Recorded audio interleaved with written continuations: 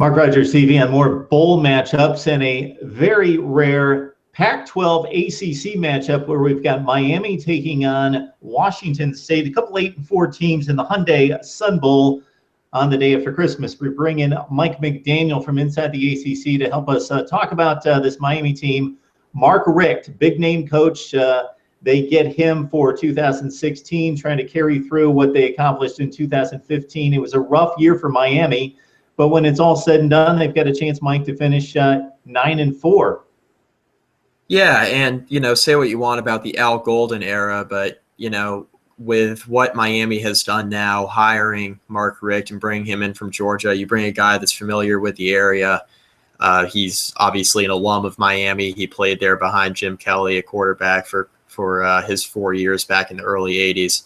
But Mark Richt is a guy that's going to come in. He's a proven winner.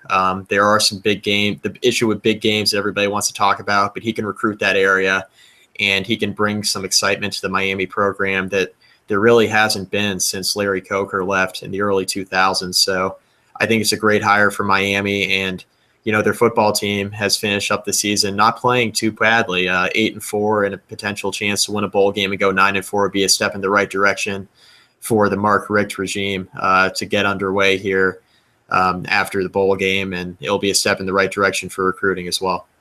Yeah, it's like the Miami season had two huge national on-the-radar moments. One would be the 58-0 debacle against Clemson at home that signaled the ouster for Al Golden, and also the Duke play in which they had the 8 laterals and the missed calls by the referees, the block in the back, and the players running on the field, and they got away with a review and survived that game, and that was pivotal, obviously, in finishing ahead of Duke in the ACC Coastal Division standings at 8-4, with Duke at 7-5. When it's all said and done, again, new coach for 2016. A lot of stars on this roster. It's something that we've reviewed a number of times, Mike, in looking at Miami's talent.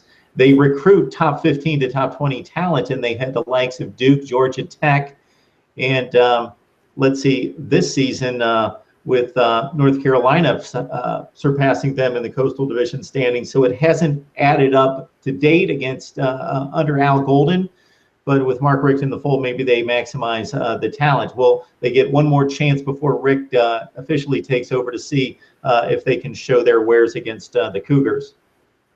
Yeah, definitely. I think the one thing with Miami is they've struggled offensively to protect Brad Kaaya, and that's the biggest thing. Kaaya has been known to be a very good passing quarterback. He has very good pocket awareness, and he throws the football extremely accurately and has a very good arm. The issue they run into is the protection of him with a shoddy run game that ranks 117th in the FBS. That was a big reason why the offensive line struggled. They were never able this season to really establish a consistent run game. And I think what you said about the recruiting, that's all true. They've recruited extremely well, but it hasn't turned into wins. But I think Mark Richt is the guy they're going to bring in here, hopefully next season, turn some of that talent, some of that raw talent out of high school into some talent on the field, and it translates into wins for Miami. They are in a winnable division in the Coastal. I mean, that's been up for grabs as much as any division in all of college football.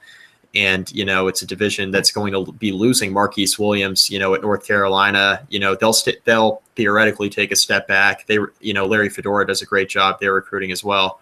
But Miami will put themselves in position, if they were to win this bowl game, to go out and have a good winter recruiting and potentially sign some guys here on signing day and head in the right direction heading into 2016. So this is a huge game for Miami. Yeah, they lost the real home run hitter in Duke Johnson from 2014. They've got Joseph Yearby. They've got Mark Walton. They're capable backs. They should be able to run for more yardage than number 117 in the country. I think it all goes back to the offensive line primarily, although they do need a Miami-type dynamic back. Brad Kaaya, pocket passer, needs the protection. They have the talent on the outside to get things done. The thing they need to watch out for is this Washington State defense is actually decent, and I know that's an anomaly because that never happens. The Cougars traditionally going way back before Mike Leach took over, and then certainly he's an offensive-minded passing guy, that the defense would be horrible. But that's one of the reasons why the Cougars have improved from 3 wins all the way up to 8-4 in a rugged Pac-12 conference, that the defense is much, much better. They played well in games. And what's interesting to note, Mike, is that against Stanford, Washington State made 5 field goals. If they would have made a 6th after they went the length of the field against one of the, I don't know, 5 to 8 best teams in the country, they missed a 6th field goal that would have defeated Stanford, and they would have had control over the Northern Division going into their annual rivalry game against Washington. Unbelievably, over Stanford and Oregon, they would have controlled their own destiny. So it's a much improved Washington State defense. Turning the tables and looking at the Cougars on offense against Miami's defense, just your thoughts about the Canes lining up on that side of the ball. Yeah, well, Washington State's offense, to your point about their defense playing so well, I think a lot of it has to do with the improvement they've shown on the offensive side of the football. They have the best passing team in the country at 397 yards per game. Luke Falk has been fantastic, over 4,200 yards this year. But defensively, they're going to be dealing with much of the same. You know, Brad Kaaya is a guy who can sling the ball around quite a bit. And for Washington State's defense, I think it's going to be important for them to get a good pass rush on Kaaya, because nobody on Miami's offensive line has really been able to prove that they can stop these heavy pass rushes that they've faced this season. And that's been a huge root of Miami's problems, in addition to their run game that's been an issue all year long. So I think Miami has the playmakers on the outside to go out and beat a Washington State. But I think the issue they're going to have, once again, is just protecting Brad Kaaya. And I think that's one of the huge keys to this football game. You know, if the Hurricanes can get some sort of run game going early and throw the ball on the outside to Rashawn Scott, who's going to be going to the Senior Bowl after this season, which will be a nice little showcase for him as he tries to get drafted this spring. You know, if Miami can spread the ball out to him quite a bit, you know, I think the Hurricanes will have a very good chance to win this game, but it won't be easy because Washington State's defense is much improved. I'm intrigued by this one. I think it's going to be a fun game to watch.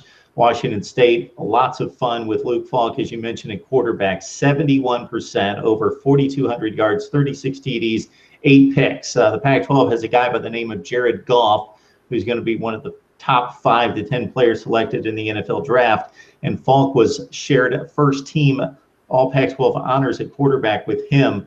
One of the reasons why they're improved on offense, Gerard Wicks, they actually mounted a running game this year, which Mike Leake hates to run the ball, usually runs it like 10 or 12 times a game and throws it around like 60 times, but they ran for 600 yards with the Wicks, 5.9 per carry. They got 2 big physical wide receivers who are NFL types, and Gabe Marks, who caught 100 balls for 14 touchdowns, and Dom Williams, 73 receptions and 11 touchdowns. So fun to see Washington State back in the mix after a long drought.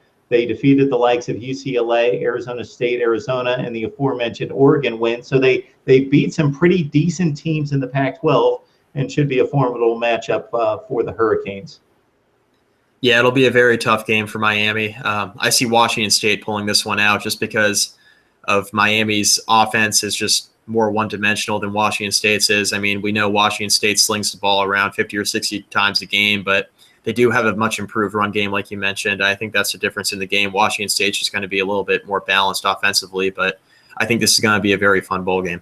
Mike and I are running through the ACC bowl games. I didn't know whether, Mike, you were prepared to pull the trigger on a prediction during these previews.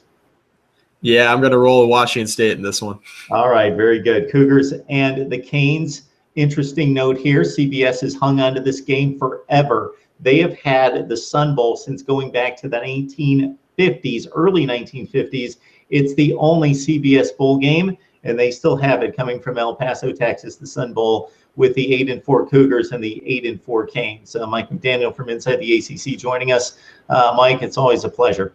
All right, thanks, Mark.